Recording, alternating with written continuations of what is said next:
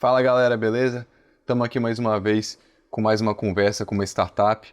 Hoje a gente está aqui com a Optisol. A gente acabou de fazer o elevator pitch deles, que é basicamente um pitch rapidinho, que a ideia é que seja no tempo de um elevador saindo do térreo até chegar no terceiro andar. Se vocês quiserem ver, confere aqui no link acima. Obrigado, Marcon. Obrigado, Guilherme, pela presença. Acho que a primeira pergunta que todo mundo quer saber quando uma startup é recebida aqui é como que ela nasceu, né? E eu acho que você, Guilherme, que estava aí desde quando tudo começou, poderia responder isso melhor. Claro. Primeiro, Américo, muito obrigado pelo convite, tá? De estar aqui e compartilhar um pouquinho da Optisol com vocês. Cara, a Optisol nasceu de uma maneira muito simples, né? Eu vivenciei o mercado de tecnologia durante alguns anos, eu e meus sócios, e começamos a entender que o mercado não entregava tecnologia para os clientes da maneira correta. E a gente criou a Optisol para ser uma empresa que preza pela empatia com o cliente, entende o compromisso que a gente tem de que o investimento que esses clientes fazem em tecnologia de fato é investimento, para que de fato esse investimento traga um retorno para a operação do cliente. Então, criamos a Optisol com esse intuito de ser uma empresa diferenciada no quesito de qualidade, compromisso com prazo e de fato de entregar valor com soluções tecnológicas para esses clientes nossos. Acho que uma pergunta também muito relevante é, de fato, como que começou a vocês terem esse contato com os clientes regionais? Porque, assim, eu entendo que uma empresa que apresenta a solução que, de fato, vocês estão apresentando, existem alguns exemplos aqui que já são bem consolidados no mercado. Por exemplo, a Global Seas, a gente tem também uma outra empresa como a Villa Apps. Eu queria entender o que de fato fez com que vocês se destacassem e começassem a adquirir os clientes aqui na região. A gente teve o desafio de abrir uma empresa e de conquistar um primeiro cliente, né? Então, na nossa projeção, a gente estava preparado para passar um longo caminho fazendo todo um trabalho comercial antes de conseguir a aquisição com o cliente. Só que antes de empreender, eu e meus sócios, trilhamos um caminho na área de tecnologia, uma carreira. E eu acabei partindo para a parte comercial, onde eu criei uma rede de relacionamento, uma rede de contatos que poderiam abrir portas para a gente no futuro. E foi assim que a gente conquistou o nosso primeiro cliente, um grande cliente aqui dentro do estado, no segmento industrial, uma indústria, e a gente iniciou um primeiro trabalho junto com eles, onde a gente conseguiu resultados muito bacanas. E aí, a gente sabe que o Espírito Santo tem um quê de província, todo mundo conhece todo mundo, e aí foi um crescimento orgânico que a Optisol passou. A gente começou a abrir portas dentro de outros clientes. E aí a gente começou, de fato, a segmentar a Optisol não por segmento, mas por porte de empresas, porque a gente acaba trabalhando com um serviço que tem um ticket elevado, entendeu? Entendi. Uma coisa interessante sobre o Espírito Santo é que tem muita gente que fala que esse é o estado mais interior que tem, né? Então, assim, de fato a gente vive em um ambiente em que a recomendação de um cliente bem satisfeito, assim, faz toda a diferença, faz com que o estado inteiro fique sabendo. Então, é interessante você dizer isso, porque eu acho que inclusive, o papel fundamental de startups que estão começando a, de fato, fazer esse network e começarem, de fato, ter uma base ali de possíveis clientes que eles vão atuar. Agora, indo um pouco mais para cases, assim, você me disse em nossa conversa anterior que você já teve alguns cases logo de entrada. Como que funcionou, assim, você pode dar um exemplo de um primeiro case, de algo que, de fato, você mapeou em uma empresa e se tornou algo possivelmente escalável, assim? Falando assim, escalável, a gente desenvolve soluções customizadas, né? Então eu desenvolvo uma solução customizada para um cliente, não necessariamente a gente vai tirar um produto dessa solução. Até porque envolve propriedade intelectual, na maioria das vezes o código-fonte e tudo que a gente absorve desse cliente é de propriedade intelectual dele e a gente cria um relacionamento de parceria. Mas com a Perfil, nosso primeiro cliente, nós desenvolvemos um planejamento de controle de produção deles, que a Perfil lutou durante muito tempo para colocar essa solução em prática com N fornecedores e não teve um sucesso na solução, e a gente conseguiu colocar isso para rodar junto com o Perfil e gerou bastante resultado para dentro da indústria. Além disso, iniciamos um trabalho também aberto pelo Findes, pelo radar do Findes, que abriu as portas para a gente para a ArcelorMittal. E nós desenvolvemos uma solução de otimização para o processo de estivagem da ArcelorMittal junto ao Innovice. E esse é um dos focos da Optisol, daí que veio o nome Optimal Solution e derivou para a Optisol. A gente tem um foco muito forte nessa parte de otimização. Essa solução, ela tem muito do DNA da Optisol. A ArcelorMittal ela exporta hoje placa, bobina e chapa. E ela tinha necessidade de fazer um processo otimizado para a estivagem da ArcelorMittal. A gente foi contratado, a gente passou por esse processo de seleção do Inovis junto com o radar do Finds para resolver esse problema. Então a gente voltou para a parte acadêmica, olhamos para otimização, pesquisa operacional e propomos uma solução que de fato gerava resultado para a Celó. Então fazíamos bem a etapa de desenvolvimento. Não pensamos em resolver o problema como um todo, placa, bobina e chapa. Vamos resolver primeiro o problema de placa e a gente foi lá, construiu uma solução. Essa solução entrou em produção junto com a ArcelorMittal e gerou um resultado muito significativo. E um case com uma empresa do porte da ArcelorMittal acaba abrindo mais portas para a Optisol. É muito legal você conseguir, em um intervalo de tempo muito curto, uma empresa até então com 1 ano e pouco de existência, a gente tem um case de uma multinacional do porte da ArcelorMittal no portfólio, faz com que a gente tivesse uma chancela muito grande aqui dentro do estado. E aí a gente começou a evoluir os nossos trabalhos e isso fez com que fosse agregando novos clientes também no nosso portfólio. Você entende que hoje o seu principal marketing é de fato o boca a boca entre clientes satisfeitos? Cara, a gente vem tentando reposicionar para que não seja assim. É questão de estratégia hoje da Optisol. A gente vem preparando a empresa até mesmo para que em 2024 a gente consiga trabalhar internacionalmente, prospectar clientes fora do país. Isso já é uma realidade de fato, a gente já tem uma porta, a gente já iniciou a prestação de serviço para um cliente do exterior, mas ainda não estava, assim, foi antes até do que a gente tinha como objetivo. Mas até então a gente tem uma venda muito consultiva. É aquele trabalho que você tem que entrar dentro do cliente, entender a demanda, depois que você entende a demanda, você tem que fazer uma proposta comercial, o cliente tem que aprovar isso, tem que levantar, provisionar orçamento dentro da empresa para aí vir com o fechamento. E a gente criou no nosso planejamento estratégico uma meta. Primeiro, a gente quer se tornar referência tecnológica aqui dentro do estado. A partir do momento que a gente for referência tecnológica dentro do estado, a gente vai começar a abrir portas para fronteiras estaduais e aí até mesmo a nível internacional. E a gente vem trilhando esse caminho de maneira gradativa. Hoje a Optisol é vista como uma empresa que entrega serviço com qualidade. Os clientes que buscam a Optisol sabem que a gente entrega um serviço que é muito diferente do mercado. E aí a gente vem com esse trabalho de posicionamento, mas a escala ainda na prestação de serviço ela é um pouco mais lenta justamente por todo esse trabalho consultivo que a gente tem que fazer na venda. E eu acho que o fato do conceito que a gente desenvolveu de entrega de resultado como serviço, ou seja, a gente não está preocupado só em desenvolver aquilo que o cliente quer entregar para ele e meu trabalho está feito.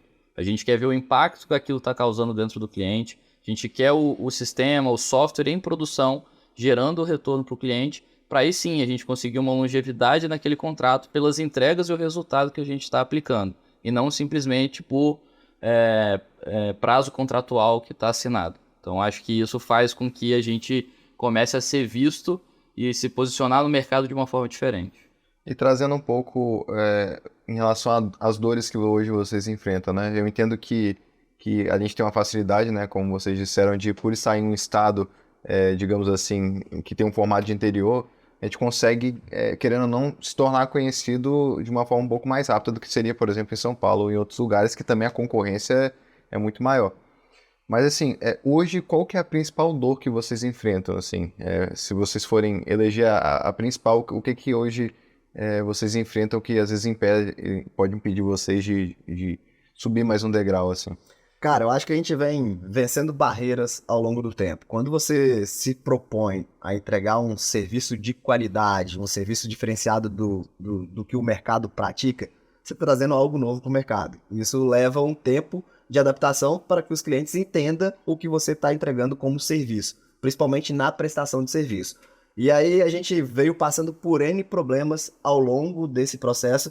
Eu não diria assim, nem problema, mas como que a gente posicionava a Optisol no mercado para que o meu cliente de cara entendesse que eu entrego um serviço que é diferente da maioria.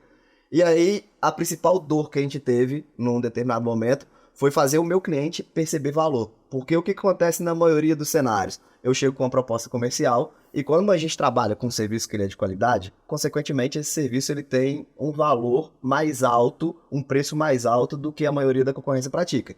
E o cliente acaba tomando a decisão em cima de preço.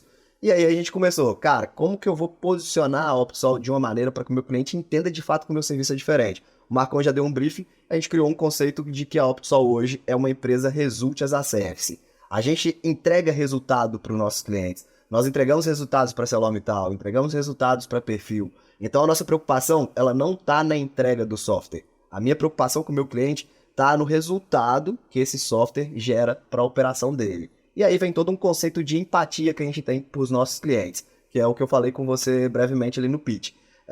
A empatia vem da parte de preocupação, de pertencimento, de entender a importância do investimento que o cliente está fazendo em uma solução tecnológica. Do tanto que ele espera que essa solução agregue valor, gere um diferencial competitivo para a operação dele. E aí vem todo o nosso processo de desenvolvimento, que é entender, mapear, prototipar a solução antes mesmo de entrar no processo de desenvolvimento, para a gente garantir que esse resultado seja atingido. Eu gosto de dizer, e a gente sempre brinca nas agendas que a gente vai, que nós somos os folgados no bom sentido. Então, a partir do momento que a gente entra no cliente, a gente vai dar pitaco no processo dele. É muito raro os casos em que a gente chega numa agenda e o cliente sabe 100% o que ele quer e como ele quer. Então, a gente aproveita e fazendo essa venda consultiva, dá o pitaco nisso também. E pensando um pouco nessa questão a nível de dor, eu vejo que justamente trazendo o que o Guilherme falou do valor, de percepção de valor, porque é muito fácil você comparar os preços, mas quando você fala do valor e de tempo de entrega, a gente, com os nossos métodos de SDK, tudo que a gente vê que pode ser reaproveitado, a gente já desenvolve ele de uma forma genérica para ele poder ser aproveitado em N projetos. Então isso faz com que a nossa entrega seja muito mais rápida, efetiva e com qualidade, porque aquele componente já foi testado, já foi validado. Então, se você for botar na ponta do lápis em questão de preço, o nosso pode ser um pouco maior, mas no valor e no tempo de entrega, acaba que o nosso fica mais barato. Entendi. E hoje, assim, eu entendo que a mão de obra em si de desenvolvedores tem se tornado cada vez mais uma mão de obra bem valorizada, né, mundialmente falando. Hoje, com os clientes que vocês têm, né? Primeiro eu queria saber, em média, a quantidade de clientes que hoje vocês estão atendendo e vocês contam com qual tipo de equipe? É uma equipe fixa? É uma equipe que você eventualmente contrata pessoas de fora do país? Como que isso funciona? Não, vamos lá. Respondendo a primeira pergunta, a gente está com aproximadamente 9 clientes hoje dentro do portfólio e a gente tem uma persona muito bem definida. Hoje são médias e grandes empresas e tem uma vírgula que percebem valor no investimento em tecnologia. Porque não adianta nada eu chegar num cliente que tem dinheiro, que é uma grande empresa, mas que o cara olha para a tecnologia ainda como despesa. O cara não vai perceber valor no produto que a Opsol está comercializando. Aí tem todo um trabalho, quando esse cenário que a gente começa a conversar com esse cliente, de provar para ele que a solução pode gerar um retorno, que ele vai ter um retorno sobre aquele investimento para que a gente consiga concretizar uma venda. E aí, para atender esses clientes, hoje a gente conta com uma equipe fixa dentro de casa. Então, à medida que chegam novos clientes, a gente começa a escalar também essa equipe de desenvolvimento. Eles são todos, a gente não usa o termo nem funcionário e nem colaborador. A gente considera todo mundo dentro da Opsol hoje como parceiro. Aí vem uma outra parte da Opsol que é muito importante, para que a gente garanta toda essa qualidade, considerando o mercado tecnológico aquecido, igual a gente veio até então. E sabendo que a rotatividade é muito alta, porque não existe barreira geográfica mais. Empresas de São Paulo contratam dentro do Espírito Santo e empresas do exterior contratam aqui dentro do Espírito Santo. Não daria para a gente competir com essas empresas apenas no quesito salário. Sim, a gente paga um salário competitivo, mas a gente tem um foco muito forte em pessoas, em evoluir pessoas. A Optisol, ela tem um DNA muito forte nesse quesito de valorização de pessoas. Se você for olhar para a visão da empresa, nós queremos que a Optisol seja referência em valorização de pessoas e em tecnologia. E valorização de pessoas vem na frente porque se você investe em pessoas, se você valoriza em pessoas, essas pessoas vão estar capacitadas e a gente vai conseguir fazer entregas de cada vez mais qualidades. E aí a gente conseguiu, ao longo desse tempo, criar uma cultura muito forte dentro da empresa. A gente tem um time muito comprometido com o que a gente quer fazer com os nossos clientes. E a gente tem uma rotatividade muito baixa. Então eu consigo hoje iniciar e findar um projeto com o meu cliente com a mesma equipe. E a gente sabe que o cenário, para minha concorrência falando, não é esse. A rotatividade é muito alta, o turnover é muito alto, justamente porque talvez essas empresas não tenham essa visão de que o material humano é a parte mais importante em uma empresa de tecnologia. Porque se eu for olhar hoje para dentro de casa e for olhar assim, o que eu tenho de valor dentro de casa, não é computador, não é mesa, não é espaço físico. O que eu tenho é a propriedade intelectual. É a capacidade de cada um absorver conhecimento do cliente e transformar esse conhecimento de negócio em software que vai agregar e que vai gerar resultado para a operação, diferencial competitivo, como a gente vem falando até aqui. Hoje, se vocês forem atender outros estados, né, como vocês já estão pretendendo ir até outros países. Vocês pretendem continuar com a sede de vocês aqui no Espírito Santo? Então, a gente tem um conceito híbrido de trabalho, né? Não é nem 100% remoto, não é nem 100% presencial. A gente tem gente que atua fora do estado, que trabalha 100% presencial. O Marcon está com a gente todo dia presencialmente dentro da empresa. A gente deixa isso muito aberto, muito livre para o pessoal que trabalha com a gente. Pensando nessa escala de como que a gente vai atender exterior, como que a gente vai atender fora do estado, cara, a gente trabalha com tecnologia. E a gente sabe que a gente pode contratar mão de obra, profissionais, parceiros, de qualquer lugar do país, de qualquer lugar do mundo. Então, isso não tem uma necessidade específica de ter uma sede. A sede que a gente tem hoje dentro de casa é como ponto de apoio. É lá que a gente faz nossas confraternizações, que a gente faz todo final de mês. É lá que a gente interage, é lá que a gente se relaciona quando precisa se relacionar presencialmente. Mas a gente consegue lidar muito bem com esse mundo remoto hoje e manter essa cultura forte dentro da empresa, mesmo com pessoas que prestam serviço pra gente que moram em São Paulo, por exemplo, né? Entendi. E agora, até para a gente chegar ao fim do nosso bate-papo aqui, né? Mais uma vez, quem por favor, quiser conhecer mais a fundo a empresa, por favor, sigam eles no Instagram, vou deixar o Instagram deles aqui em cima, para vocês entenderem um pouco mais o tipo de serviço que eles prestam e até eventualmente marcar uma reunião para entender melhor isso pessoalmente. Queria agora uma pergunta um pouco mais na parte de empreendedorismo aqui, né? Vou fazer primeiro para você, depois para você, sobre, de fato, uma pessoa que está começando, eu vou generalizar, né? Qualquer tipo de empresa, assim, de um porte pequeno, num país que é tão difícil empreender. Você tem alguma dica, né, específica para esse tipo de pessoa? Cara, vai parecer clichê aqui a primeira coisa que eu vou falar. Eu acho que força de vontade é determinante. Você sabe muito bem como que é empreender dentro do Brasil hoje. A gente, além de N dificuldades, a gente tem N burocracias e assim por diante. Mas o que eu falo é o seguinte, escolha um mercado que você tem um certo domínio. O primeiro ponto que eu faço, além da vontade que eu citei anteriormente.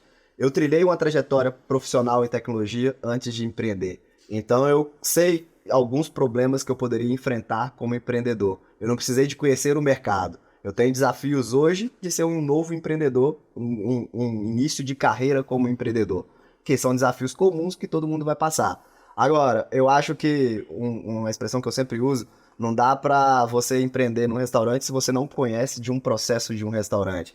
E por experiência própria, eu tenho um sítio hoje, apanho lá diariamente, porque é mais um hobby do que qualquer outra coisa, porque eu não conheço nada como produtor rural. Então eu erro para aprender. E acho que para o empreendedorismo, errar para aprender não é o caminho certo. Você tem preocupações muito mais sérias, você tem relacionamento para fazer, você tem network. E aí eu sempre falo, escolha um caminho que você tem um certo domínio, que o caminho vai ser muito mais tranquilo, vai ser muito mais simples durante sua trajetória como empreendedor. E você, Marcon? Bom, se eu pudesse falar, eu acho que são vários fatores que fazem você conseguir ser um empreendedor de sucesso aqui no Brasil. O networking é um deles, porque ainda mais aqui trazendo para o Espírito Santo, o boca a boca é muito forte aqui, então a indicação, conhecer alguém faz muita diferença. Se você precisar ter sócios, tenha sócios que complementem e estejam alinhados com o objetivo que você tem. E assim, tira a ideia do papel. A ideia, todo mundo vale 10 centavos a bacia de ideia. Todo mundo tem ideia, mas a força de vontade, igual o Guilherme falou, e executar, não é todo mundo que tem. Mas trazendo para o mundo dos clichês, o feito é melhor que o perfeito. Então vai lá, faz, valida, bota a cara a jogo, e acho que é mais ou menos isso que eu tenho para falar. Mais uma vez eu quero agradecer muito a presença de vocês, né? Deixar mais uma vez o convite para todo mundo que está assistindo para se inscrever ali em todas as redes sociais deles, buscar de fato entender um pouco melhor como que funciona essa empresa eventualmente, até de forma mais próxima, e também convido vocês a se inscreverem aqui no canal da Rugby. E quem gostou do vídeo, o que vocês acham que essa pessoa deve fazer? Eu acho que você tinha que clicar no sininho aqui para receber as notificações quando o Rugby postar o vídeo e novos vídeos. Caminha para todos os seus amigos, até para conhecer a Optisol, dar aquela força. E siga a Rugby e o Optisol Tecnologia no Instagram. Obrigado, galera.